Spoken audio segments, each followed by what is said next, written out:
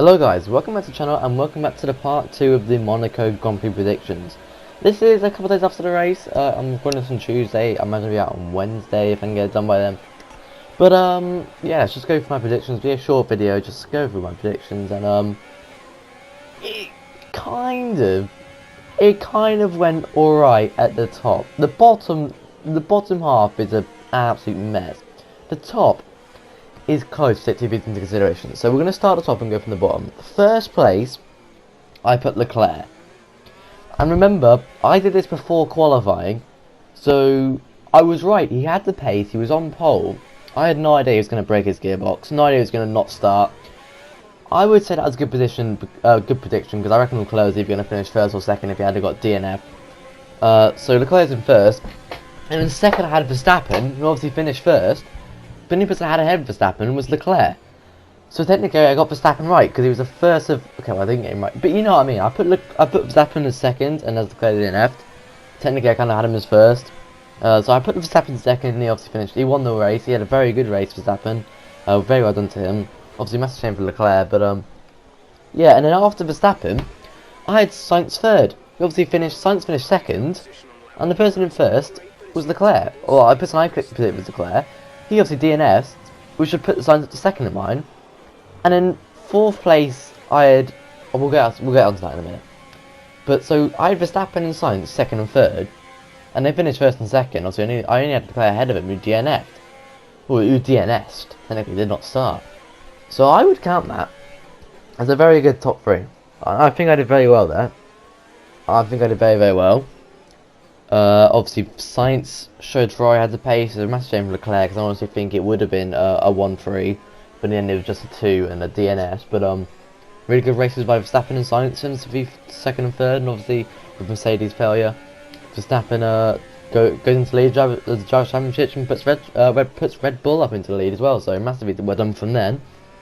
P4, I predicted Bottas. It was actually Norris, but again, this is not my fault. Bottas was running second until Mercedes had one of the worst pit stop dramas I've ever seen.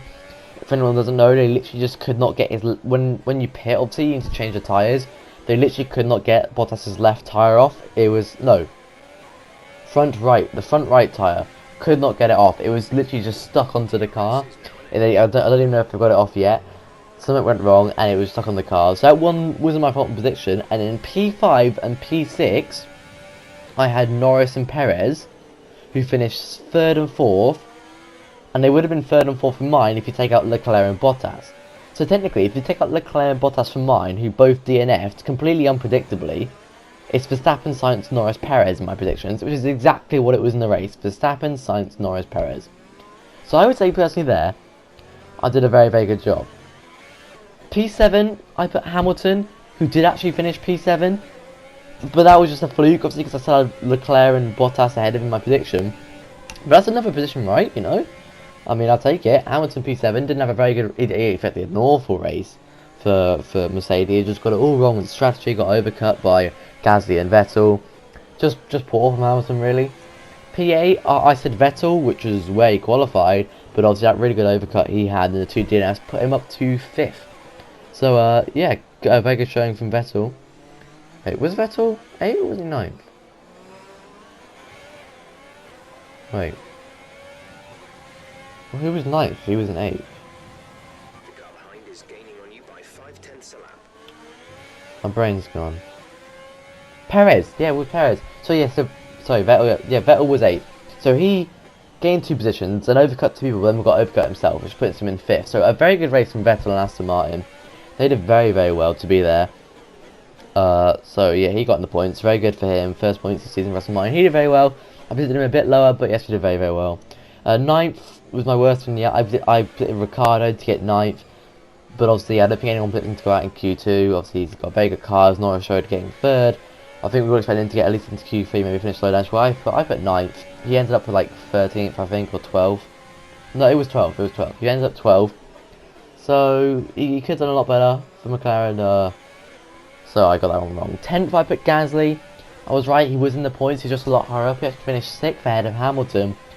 He had a very good Q3, and he just did very well, holding Hamilton off that whole race to the overcut strategy. So very good race by Gasly. I put him a little bit too low down. 11th, I got absolutely bang on. 11th, I guessed Raikkonen, and it was Raikkonen. It was a very good guess from me. His teammate not so much. We'll get on to that. 12th, I guessed Stroll. Stroll actually had a brilliant race and finished 8th.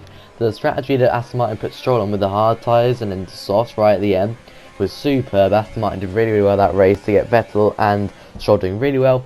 13th, I said Tsunoda. That was pretty poor. He was low down, but to be fair, he did crash out in qualifying by 0.018 or something. Well, I mean, it's not obviously it's kind of it's kind of like what you're used to at Monaco, but I feel like if he had got into Q2, he would have done a lot better than he actually did. He ended up finished like 17th or 16th. So I think it's 16th he finished. So it could have been better for Tsunoda, but could have been worse.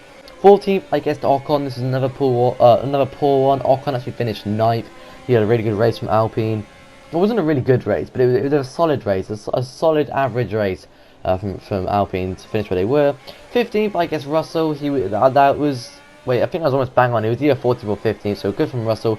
Alonso, I guess, 16th. He was about 14th, so that was pretty close enough. I knew he had a pretty poor race in Alpine. 17th, I said Giovinazzi. Giovinazzi actually had a stunning race. Giovinazzi finished in the points from got 10th. I guess 17th. That was too low down, but very good from Giovinazzi. 18th, I said Latifi. He was a little bit higher in like 15th or 16th, but just a normal race for Latifi. And last, I said Schumacher, then Mazepin in the Haas. It was actually Mazepin then Schumacher. But they weren't even last, obviously, because of the 2 DNFs from Leclerc and Bottas. My order wasn't too bad. If you get rid of Leclerc and Bottas' DNFs, which were just completely unpredictable from before qualifying and before the race, no one would have predicted those 2 DNFs from Leclerc and Bottas. If you get rid of those, my predictions were very good for most of the races. Apart from Giovinazzi, I got very wrong. He did very well. I put him in 17th, and he actually finished like 10th. So he did very well. Gasly, I put a little bit too low. Ricciardo a bit too high. Tsunoda a bit too high. Ocon too low. Apart from that, it was some good predictions from me there, and I'll take it. So I hope you all enjoy this video. Bit of a different one, but if you do all enjoy it, I think you kind of like the part 1. If you do want to enjoy the series, I will do them for most of the races, if not all of them. So thank you for watching. I'll see you in the next one. See ya.